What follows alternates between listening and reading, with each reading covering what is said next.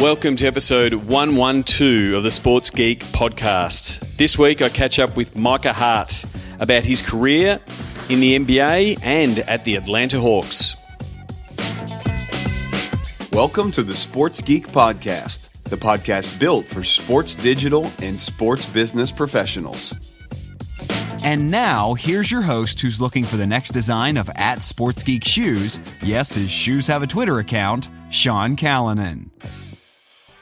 Thanks, DJ Joel. Yes, I am looking for my next design of the Sports Geek shoes. You can follow my shoes on Twitter @Sports Geek Shoes. Got 6 pairs so far. They're all Adidas or Adidas for those of you listening in the US. I potentially might go across to Nike. I have had former guest Dan Harbison, who now works at Nike, needling me about getting a pair of Nikes.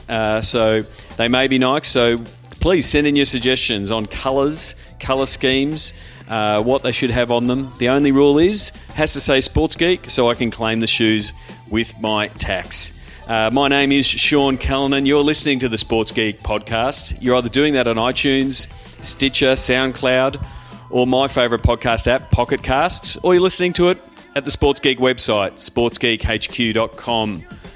You can contact me either via Twitter, @Sean Callanan, @SportsGeek, or old-fashioned way, Sean @sportsgeekhq.com. Or even better, send me a Snap review. Sean Callanan is my Snapchat handle. Send me a Snap review as you're listening to it or after you're listening to it. I really do appreciate all the feedback that I am getting on the Snapchat right now. This week's guest is Micah Hart, who has for a long time been working in Atlanta, both with NBA Digital and more recently with the Atlanta Hawks, getting a lot of kudos for the work that the Atlanta Hawks did over the past 12 to 18 months, post-rebrand, and really riding that wave of that really great season they had. So a chat with Micah around, I guess, his history working in the NBA Digital family, as well as what it's like driving digital for a team on the rise, and how it was different when that team was not on the rise, and his background in digital overall as both a content producer on the NBA side, one of the early podcasters, setting up the podcast for the Hang Time guys with Sekou Smith, one of the podcasts I still listen to as an NBA fan, and then chat to him about the world of NBA Twitter and GIFs and the competitive nature of NBA teams going backwards and forwards with a bit of banter and a bit of fun GIFs that they're having in the NBA world. So I hope you really enjoy my chat with Micah on his career in the NBA, and you might hear about what he wants to look to do going forward. So enjoy my chat with Micah Hart, formerly from the NBA and Atlanta Hawks.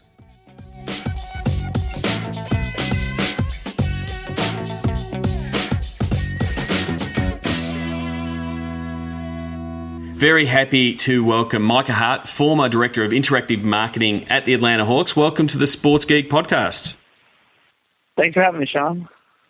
So I wanted to catch up with you. You finished up at the Atlanta Hawks recently. I want to talk to you a little bit about your role at the Hawks and also your background. You've been in Atlanta for a long time now and bounced around with a few jobs. You want to give us a bit of background on your career in sports digital? Yeah, absolutely. I've been part of the NBA family for really most of my professional career. I came to Atlanta, I guess it was 2004, and started working on the websites for the Hawks and for the Thrashers. We had a hockey team at the time, the dearly departed Thrashers, and did that for about 6 years, and then moved over to NBA when Turner bought the rights to NBA Digital. Worked with them for a few years on the editorial side. Actually started the NBA's podcast, so I've been a longtime fan of the podcast game. Yeah. So you were it was part of the Hang Time, the Hang Time blog and the podcast involved with that, wasn't it? Yeah, absolutely. Sekou Smith, and I go way back. He actually was the high school sports beat writer in Jackson, Mississippi when I was in high school, and I grew up in Jackson. And so he and I just randomly followed each other from city to city. So it was a lot of fun starting that with him. And we both started over there around the same time. And we're both like, we got, NBA needs a podcast. We got to get one going. At least an official podcast. And so we brought Lang Whitaker on and had a lot of fun with that. And they're still doing a great job with it now. And then I came back to the Hawks about 3.5 seasons ago now, sort of in the same role that I was in, but now instead of getting to do all the fun stuff like going to practice and traveling with the team and doing all the good stuff, I was now giving direction to the people that got to do the fun stuff. You don't make it sound exciting. I was delegating the fun stuff. So coming back to the Hawks, sort of for that second trip, it's not exactly the same as LeBron coming home, but you've come back to the Hawks, and in that space they were going through that brand refresh and trying to revitalize the brand. What were some of the things that you were doing from a content point of view to really step up the game? Because that's what it was really about, hey, Atlanta, we're back, we're bold, bringing back the Pac-Man logo, which the Atlanta locals love. What were some of the things that you looked to do from a digital point of view to also step up the game? Yeah, Atlanta is a transient community, and there are lots of other cities that are like that, and you'll often hear people talk about Atlanta being a bad sports town. I don't know that I agree with that. I just think there's not a lot of natives, and the natives have just not seen a lot of success, especially on the basketball side. And so what we were dealing with was apathy. And we talked about this a lot, that apathy is the worst thing you can have, because at least if they hated you, that would be an emotion. But people just didn't care. And so we really felt like, from the digital side of things, that was our front lines of the battle, to get people to care about it. And that's the most intimate relationship that we can create with people. We can interact with them individually, all the stuff that people who listen to this podcast know about. So we really wanted our voice and our brand in digital to be something that made people sort of sit up and take notice.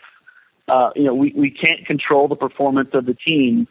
So we wanted to be, entertaining in our own right, regardless of how the team was performing. And I think a lot of that really started with authenticity.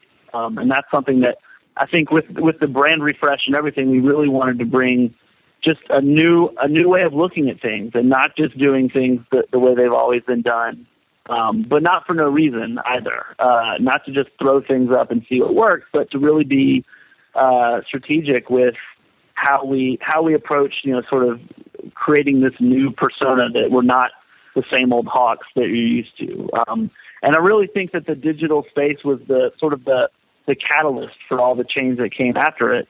And certainly the team really deserves the lion's share credit for everything that happened, because without them playing the way they did, nothing would have changed, or not much would have changed. I like to think we were doing a good job, but the gasoline on the fire was definitely the team's performance. So it really just a lot of things happening all at the same time that are very fortuitous. And that's the thing. You do hear of teams wanting sort of change direction, change momentum, or really shake up their fan base, and that getting them out of apathy is a really strong point. And that's where digital, from an engagement point of view, you can be on the very front line by favoriting a tweet and amplifying fan voice and really getting in the trenches. And it's a lot of work. It's a lot of work on the thumbs to go and do that. But sometimes there's this resistance for, hey, we're going to go and do this because we've never done it. But fans embrace it. Once they will notice the change in direction on digital as soon as you do it. If you're saying we're going to be out there, we're going to engage, we're going to talk with our fans, we're going to encourage our biggest cheer squad, it's something that you can change really quickly. I totally agree, and we did see immediate results. You mentioned like engaging and favoriting a tweet or retweeting somebody. I don't think people really understand. You sort of laugh it off like, oh, what's the big deal about doing something like that? But when you have a brand as big as a pro team, or something large restaurant chain, I don't know, movie, what have you. People love to feel a part of something, and especially something that's sort of perceived as, being big time. And it just doesn't even, you're right, it does take a lot of time and effort to do that stuff, but with one click of a button, you're essentially making somebody's day and making them, that much more excited about the team and the brand. And again, I know that sort of sounds corny, but I saw it firsthand with people's reactions to it, sending out like, oh my God, I can't believe the Hawks retweeted me or favored my tweet. So it really makes a difference. And over time, that stuff just builds and builds on itself. And, they're sharing your message to their friends and building that word of mouth. And it definitely made a huge difference for us. And I think something, like if you haven't read Kevin Kelly's 1,000 True Fans, it's a wide article from many years ago, but it pretty much says if your brand can get 1,000 true fans, then they are going to be advocates for everything that you do. And sometimes as a pro team with the big numbers that you might have following, you can sort of forget that. But what you can do is get those 1,000 true fans in all the different segments you're looking for. So it might be, local fans in the region that are under 20 because you want to make sure you're hitting that market. If you can get 1,000 people in that section, in that segment, then they will reach that market for you. And the same goes for out-of-market fans or fans watching from home. And so if you sort of take that 1,000 true fans and apply it to the 4 real key segments for you and start getting that engagement and start locking them in, because you lock them in when you favourite their you double tap on their Instagram photo. The amount of times that I've seen photos coming through of screenshots of people taking screenshots of the fact that, the Atlanta Hawks favorited my picture and now they've shared it. You've reinforced. They will make sure that they follow your hashtags, use your hashtags, take a photo every time they go to the game, and that just multiplies because more of their friends will see it. Yeah, I totally agree with that. It's interesting because we did grow a lot over my time, with the Hawks in terms of our social media following, but it was never, to me at least, our most important goal. Growth is great, but I wanted the right people following us. I didn't want to just have 1 million Facebook fans just to say we could have 1 million Facebook fans, because if 600,000 of them don't care about you, but they just liked it because you ran a campaign saying, hey, you could win this if you like us. Like, I wanted people who actually cared about us, and I'd rather have 10,000 fans who are truly engaged, than 100,000 fans who really don't pay attention to anything that you're doing. And maybe that only matters, from an algorithm standpoint, I guess, with Facebook right now, but, Twitter may evolve, Snapchat, any of those different platforms could evolve into a different space. You just want people who truly care, because they're the ones that are going to advocate for you. Well, and exactly, and it is a platform-by-platform case. Like, the NBA Twitter, as it's known, gets a lot of publicity for what happens between teams and things like that. So the reason people are following, ATL Hawks on Twitter is an entertainment option, because they want to see the banter between, the Warriors and the Hawks when that game is happening, because that's what you're providing. But just because I'm following the account doesn't mean I'm an Atlanta Hawks fan. It just means I'm following from an entertainment reason. So that's where, you've got to take each platform differently and say, well, how can I deeper engage our fans? How can I make sure that I'm still delivering for them? Yes, the entertainment side of it is great because it's great for growth and things like that, but I want to always be making sure that it hits the exact mark for my fans. I totally agree, and that's what we really tried to build our social for, is for the fans. I used to say when I came back to the Hawks and we were kind of starting, really from scratch in the social space, like, I wanted our digital platforms to sort of be the voice of the Hawks fans. So when the Hawks were doing great, we were going to celebrate it, and when the Hawks were struggling, we weren't going to pretend that it wasn't happening. You don't have to be, certainly not going to be negative about the team, but it's not realistic to think that everything is going to go well all the time. And I'd rather have authentic engagement and show, like, real emotion, because that's how the fans are. And especially, we've talked a lot with the Hawks about going after the millennial age, fan base, and the younger fans. And that's especially important in Atlanta because, again, the older fans have already staked their claim for their teams. I'm the perfect example of this. I live in Atlanta, but I'm from Mississippi. I'm a Saints fan, and the Falcons will never convert me. I mean, it's just never going to happen. They might get my kids. I hope they won't, but they've got a much better chance of getting my kids on board. And so, using social the way, I feel like an old person saying this, but using it the way the kids to use it, to me is the path of success, because that's really who, especially for us, we really need to be cultivating, because, it's a long-term play, and not every organization is about the long term, and there are short-term things that you have to absolutely keep in mind as well, but long-term, forward-facing, we had to be building those relationships that may not pay off from from a dollars and cents standpoint for a long time, but eventually will be very lucrative. Yeah, and I think, developing that tone and the theme of, what your social accounts are going to do. And I love, when people say, how should we do it? I said, you should be like a fan. You don't want to be talking down to them. You want to be in the bleachers, sitting with the fans. I think that the point you made around, if it's, you want the team Twitter account to be bummed if it's a massive loss. You want to be hurting because the fans are hurting, and almost you want to be helping them grieve through that loss, because they'll be back and up and about for the next game, and you want to ride that roller coaster with them. Was there anything in particular that you sort of did to get your team to say, this is how we're gonna talk, this is the language we're going to use, this is how we're going to react to certain things? What was the process behind that for the Twitter account? Yeah, it's a great question. A lot of it was really just in the trenches, myself and Jared Wilson, who really is, the hero behind our Twitter feed in particular. I mean, he's running the day-to-day. But he and I collaborated a lot, and I brought him on specifically when I started. When I came back to the Hawks, I asked for a social media coordinator because I knew there was too much in the space to not have somebody dedicated to it. And I know different teams have different philosophies about that, but we were pretty small staffed as it was, and I really saw social as our entry point into, again, changing the conversation about who we were as a brand. So a lot of it was just me and Jared, just kind of talking through, like, what did we want to do? I had a very specific voice in mind, and he totally got what I was going for and executed on it brilliantly.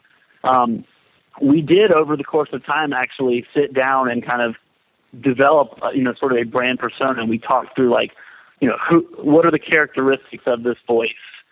Who are they like? What are some of the, how would they talk about certain things? How would we not talk about certain things? And I think just doing that, even just doing that as an exercise for ourselves helped us kind of think through, like, how do we want this to behave? But it also was for internal use as well, to kind of try to get people within the organization to understand what we were doing. And it was difficult at times, because the basketball side of the Hawks is very much the Spurs model of, they're hardworking, grind it out, keep your head down, don't make waves.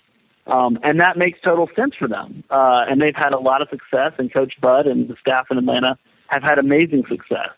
But there's room for both. So how do we explain to, the people within the organization, this is what we're trying to accomplish, and this is how we're going to go about doing it. And I think that helped, ease a lot of people's minds about how we're going about what we're doing. Yeah, I do think sort of working through those scenarios and saying, well, if this happens, we'll do this, and planning for that. I mean, a lot of the best tweets that you see, people go, oh, wow, that's awesome. Well, sort of looks, you want it to look as spontaneous as possible, but the best ones most likely aren't. Like you're saying, if this happens, and this might be a game situation that happens, this is what we plan to do. And so someone like Jared can just have that ready to go when that scenario happens. And I think, it's sort of like, visualization, the stuff that a lot of the athletes will do of when I hit the corner, I'm going to take that shot, I visualize that's how it's going to happen. You've got to do that sort of same thing, on your social, especially around Twitter, and developing something like we develop a conversation guide. So then you can explain it to someone that says, why are we doing this? How are we doing it? So they've got some idea of, we understand what's going to happen. And we've definitely dealt with the coaching department that doesn't want to see your tweet go up as bulletin board material for the opposition coach. Sure. So it's a fine line of seeing where you can go with that. It definitely is, and I'm not going to say we were perfect by no stretch of the imagination. I mean, we definitely had instances where we did things that people didn't love, externally or internally. And, some of that you just have to take. It comes with the territory. I mean, social is such a new space, and it doesn't feel like it. It feels now like we've been doing it forever. But, it's only still been 6, 7, 8 years, what have you. I mean, that's no time. And people fear what they don't understand, and there are so many people that don't understand the digital space. And especially from and this is something that I believe very strongly, that teams are their own media brands. They don't really need anybody else to tell their story anymore. And this is a battle that I, fought for a long time with the Hawks, and I would still fight it. The paper in Atlanta has like 15,000 Twitter followers for their sports account, and the Hawks have 400,000. So who's got a bigger microphone? But there is a media landscape that is, has been established for a long time, and that is what people are used to. And it's not normal to think about, hey, instead of giving this scoop to the beat writer, why don't we put it out on our own channel? And I think most teams still fight that battle, but I don't think it will be for much longer. I think teams more and more are realizing, we not only can we monetize these ourselves by telling people to come here, but it also allows us to control our own narrative, which I think is critically important for brands in any spectrum, sports or otherwise. Yep. And that's the thing. We've been talking a little. I'm talking obviously about social and defining voice in this short form. In Twitter and things like that. A lot of the stuff that you were doing at the Hawks and previously at the NBA was also longer form content. We're seeing a trend a little bit with Grantland. Rest in peace. And other sites that are providing this long form type of content. You wrote an oral history of the Dominique Wilkins, Larry Bird battles. How did you find, I guess, the mix of producing that longer form content to this, short, sharp, short attention span millennials type content to, hey, here's something deeper dive. Did you find that the fans had an appetite for both types of content? Absolutely. And honestly, I really believe that good content is good content. People will spend more time on something if it proves to be worth their time. I don't think you have to make the assumption that no one's attention span is longer than 90 seconds. It might only be 90 seconds if you only provide them 90 seconds worth of entertainment. If you put out a 10-minute piece, it better be 10 minutes worth of entertainment. That was definitely a labor of love for me. I grew up a Hawks fan, and Dominique was my hero growing up. It was probably foolish of me to undertake that oral history, given all the stuff that we had going on. But it was worth it because it was if you're a basketball fan, Game 7, the 98 series between the Celtics and Hawks is one of the all-time great moments in NBA history. And sort of just telling that story, if you're a Hawks fan, that's the seminal moment in franchise history. I hope someday it won't be, but it certainly is for now. And I think we got a lot of great content out of that. And, we produced a lot of stuff. And this was back, again, when the team was still pretty irrelevant. But that got national attention. It got picked up by most of the major publications, internet publications. So to me, it showed that, like, again, to the point of you can be your own media network and content provider. We've never really done anything like that previously, something that you would expect to see at a Grantland or something like that. And I think teams have really started to move more towards doing that kind of stuff. But at the end of the day, I still think it all comes down to the execution. Because I wrote it, I think I'm probably too close to say whether we executed it well enough or not. But I think, it's right in the sweet spot for a Hawks fan talking about, Game 7 from '88. And that's the thing. I think I saw Ev Williams, CEO of Medium, saying one of their metrics is time on site, and because it is about reading, and the fact that their UX says this is a 7-minute article, and so I've got to commit 7 minutes to read this. But it's only good if the quality is there. Don't just listen to this podcast and go, oh, cool, we need to do a 10,000-word article because our fans will engage with it. They'll only engage with it if it's a good 10,000-word article. If it's just if you're just padding to 10,000, that's not going to work. So it is a much harder piece to do. Whether it's getting in, if you're lucky enough to have someone with journalistic chops to be able to do that, then that's great internally. But also seen success, and you're seeing a lot more journalism or ex writers that have been in the traditional space moving into the team side to write these longer form, deeper dive content pieces. Because, like you said before, the bigger microphone is with the team. So it's better to have those feature writers that previously have been on mastheads, traditional mastheads. More and more of those are moving into the team side. Look at renowned Chicago writer Sam Smith now writes for Bulls.com. So I think more and more of that. It still needs to be the quality bar needs to be set really high. It absolutely does. And on the one hand, I would say you got to try things. You can't be afraid to try something different.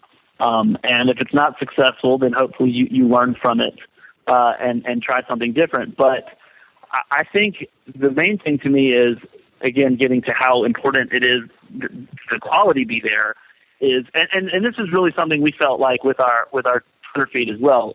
I know some teams choose not to share content that's not produced internally. That was not our way of doing things because, again, my point of view being I want us to be sort of the first place you go for Hawks stuff. If there's a great Hawks article and you're a Hawks fan, you're going to want to read it. And whether that was written by us or on Bleacher Report or, some random dude's blog, if it's good enough to read, we want to share it. But there comes with that, to me, sort of an implicit contract, which is if we're sharing it, then we are telling you it's got our stamp of approval. This is worth your time. And if you start sharing things that aren't up to snuff, then you're eroding that contract. And so the one caution I would have is, if you're going to commit to a 10,000-word piece, like you do have to commit to making it right. Because if it's not right and you put a lot of, effort behind it to promote it and whatnot, and people don't like it, the next time you try to do it, they're going to remember that. And they're going to say, well, I read the last one and it really wasn't that good. I'm not going to bother with this one. And people, their attention spans are short, and they don't have a lot of time to, make judgments on your abilities. And if they remember something one way or the other, it's going to impact their decisions in the future. Yeah, I really do like that idea that, again, because you are setting up your own media company, it goes counter to that to say we're going to share something from someone else's media company. And so that's why people don't share that. But like you said before, you want to be the hub. You want to be everything that's there. And yes, you're not going to go and share an expose that posts your team in a negative light or something like that. But you might do it and give your point of view or that kind of stuff, or be able to have your counter on your site. But if there's a great fan blog or a terrific feature article, or one of your players appears on this show or whatever it is, you want to make sure your fans get that, because again they go, oh well, I'm following the Hawks because they make sure I stay up to date with everything I need. And I think that's I think that's a bit of a missed opportunity because the fans are going and finding it anyway. But if you can be the source of, we're getting that content, I think it's a really valuable option. Yeah, and and I agree with what you said. For some, I think they see it as counterintuitive, but I look at it very similar to the sharing of highlights on social. This was a big to-do in the NBA. We weren't allowed to do so for a while because the concern was this would be cannibalizing the rights holders, or it would be detracting from people watching the games. And I think almost to a man, the team felt like, no, this will help your driving interest. And even if it's not, owned by the property or whatever, or if fans are then sharing their own highlights or whatever, it all leads to attention. And at the end of the day, like, that's what we want. We want people to be paying attention to our product. And honestly, by any means necessary. And you're right, we're not going to share something that's just totally, killing the coaching staff or the organization. We're going to keep it positive, but any kind of good story, good publicity, we want to share because it helps to get people to continue to pay attention to us and keep their interest. Yeah, I had that discussion with Pete Holderman from ESPN around the access, the digital rights, and the fact that the NBA has sort of gone all in on, share away fans. And it's completely counter to other leagues that have sort of playing whack-a-mole with don't share our content, we're trying to protect our rights, all of that kind of thing. I'm definitely in the camp of let all the fans share because it drives tune-in. It drives deeper engagement. It drives people to watching more games. It's like, I have to see this game because I've seen all these highlights. I have to tune in, or I've got to follow the game. It develops everything that you're trying to develop with your whole social strategy, that fear of missing out. I must be at the game. I must be attending because you're seeing all these cool highlights. And it's going to be interesting to see over the next couple of years whether the NBA way of just letting it be and letting the fans go, or the try to shut it down way that other leagues are doing, which one's going to be the winner. At the moment, I'm definitely leaning towards the NBA because it just can't be stopped. It's something that's very hard for all the networks to police, and it's far easier to go down the way of let the fans share and show their fandom. I think you're right, and at the end of the day, money talks, so that's going to play a huge role in it. But there is some bit to me of if you can't beat them, join them. And I said this to someone recently, and I believe this to be the case. The interest in the NBA, to me, in the last few years has exploded specifically because of the behavior of sort of, what you call NBA Twitter. To the point where I think it's almost in the same way that fantasy football helped the explosion of football, back in the 90s, and maybe before then, I don't know. I'm not a historian, but that has such a big place with why American football is so popular. And I think NBA Twitter plays a huge role in bringing new fans into the game because it's just so fun when you're watching games to see the sports bar of the internet talking about it. And a big part of that is the sharing of Vine clips. Did you see this play? Did you see that play? And commentary on that. It's a big part of the experience for the young fan. Yeah, you can only imagine that Dominique Larry Bird battle, if that happened in the Vine Twitter era, the NBA Twitter would have completely lit up with that game. No question about it. I wanted to touch on you've been working in the NBA digital family for a long time. I've been lucky enough to have a lot of NBA based guests on the podcast, and I found it to be one of the most collaborative leagues as far as teams and all the digital execs know each other, and there's a really good collaborative space of sharing. Do you want to talk a little bit about what it's like inside the NBA digital family? Yeah, it really is what you just said. It's a family, or at least that's certainly been my experience. We're all competitors. Everybody wants their digital to be the best and to be the first to market with this, that, and the other. But at the same time, I think we all recognize that we're competitors on the court, but we're not competing for the same fans. The Phoenix market is different than the Atlanta market, is different than the Houston market, et cetera, et cetera. And so we're all happy to help each other out and talk about, this program works for us and here's why, or this vendor be wary of because of X. Coming back 3 years ago to this new position, overseeing digital for the Hawks, like a lot of what I learned was really from my colleagues. And so the success that we had, to whatever extent, I think they all deserve some amount of credit for that, because they were so willing to be, resourced. I've only worked in the NBA, so I can't speak specifically to how it is in other leagues. And I know every league is set up differently. I mean, Major League Baseball is centrally housed with their websites. Teams really more just do kind of the social stuff.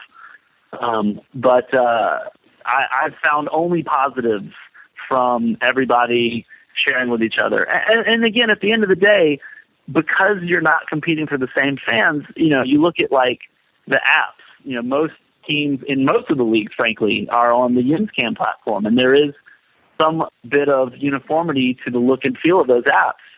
But the truth is, like, if you're a basketball fan, you're not sitting there saying, well, who's got the best app?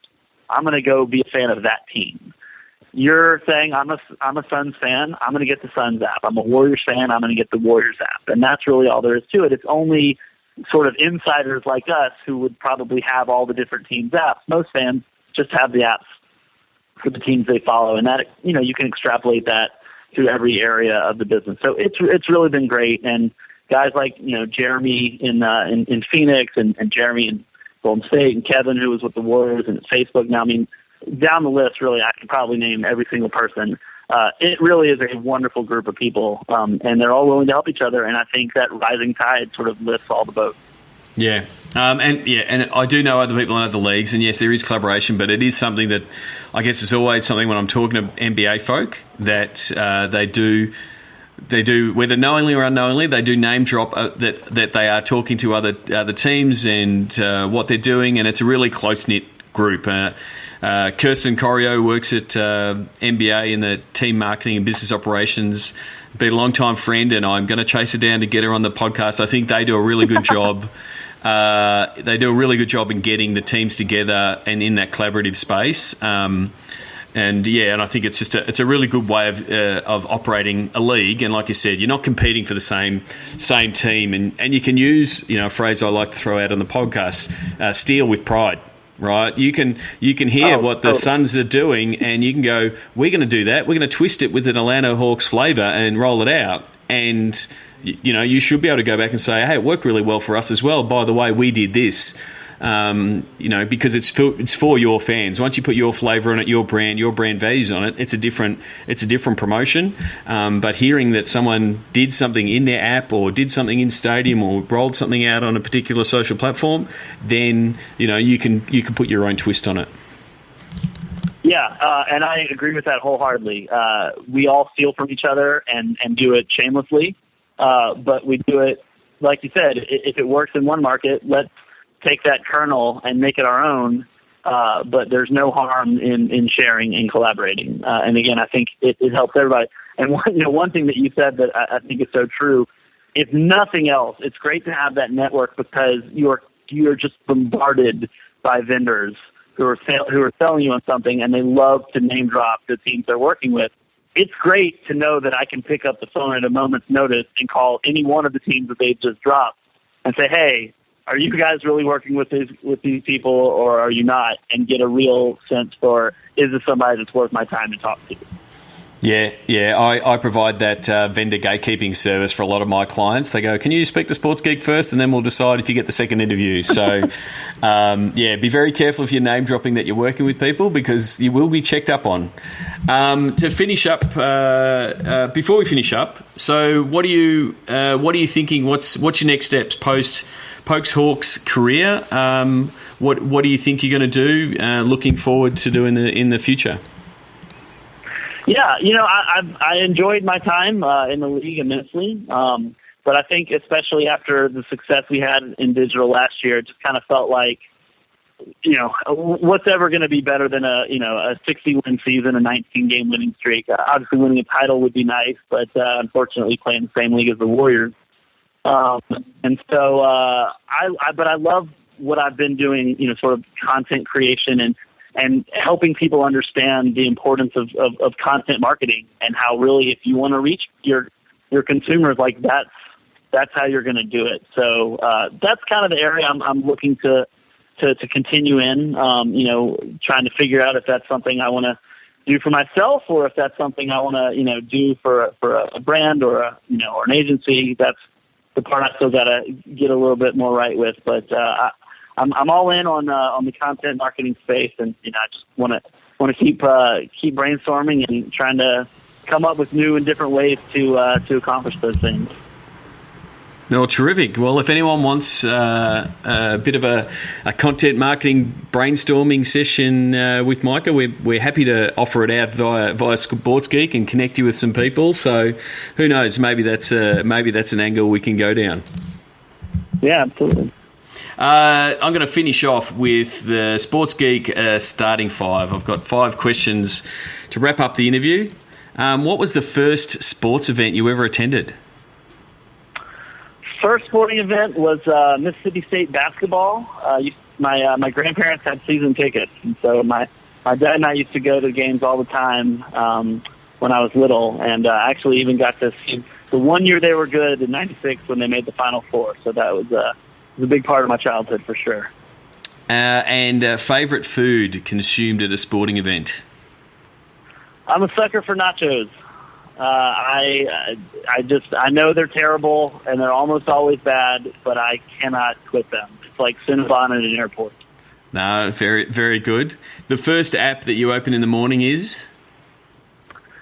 Well, since Google decided to get rid of Google Reader, that was a bummer. But I use NewsBlur as kind of my content aggregator. So I love to just kind of open it up in the morning and kind of see what's going on in the world and sports and in digital and politics, what have you.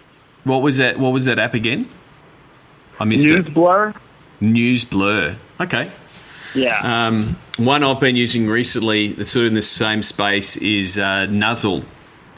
Nuzzle's a great app in that it curates you. It connects to your Twitter feed and your Facebook feed, and it tells you which articles your network is sharing the most of. So it's really good in saying this is the hot article, or this is what everyone's reading and clicking on. So it's a bit more in that curation space than pulling in all the details. I'll definitely check that out. One other one.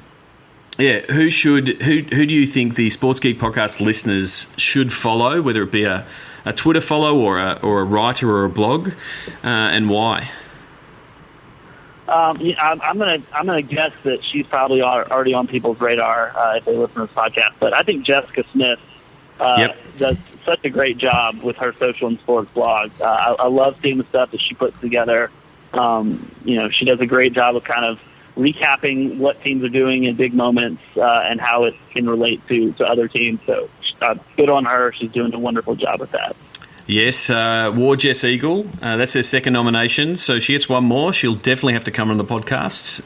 But yeah, I'd give her a follow if you want to keep up to date with sports Twitter and what's happening on social. It's a really good feed. And what's your social media platform MVP? Well, I'm sure people will say Snapchat and others like that, but for me, my first love is still Twitter. That's still the conversation piece that I go to the most, especially for big events. And I just think people have so much fun on that platform, and it's so much more widely distributed, at least at this point, than some of the others. So for me, it still starts with Twitter. Well, thank you very much, Micah. You can send Micah a tweet at Micah Hart, MICAHHART. Anywhere else that people can find you, or is Twitter the best place to hit you up? Twitter's probably the best. I'm on the other platforms as well. I think I'm Micah Hart on all of them. I might be Micah B Hart on Instagram, but Twitter's probably my most preferred locale. Well, thank you very much for coming on the podcast, and Atlanta is still on my list, so of a city to drop into and catch up with people, with NBA Digital being there, and obviously the Hawks and the Falcons. Hopefully we'll catch up in real life soon. Yeah, would love to. welcome anytime. All right. Cheers. Sign up for Sports Geek News at sportsgeekhq.com/sign up now. Thanks again to Micah Hart from the Atlanta Hawks. And you can send him a tweet at Micah Hart, MICAHHART. Send him a tweet, tell him you've listened to it, tell him your thoughts on what some of the things that he spoke about in the interview. And as always, you can always send me a tweet at Sean Callanan or at Sports Geek to tell me that you have listened to the episode.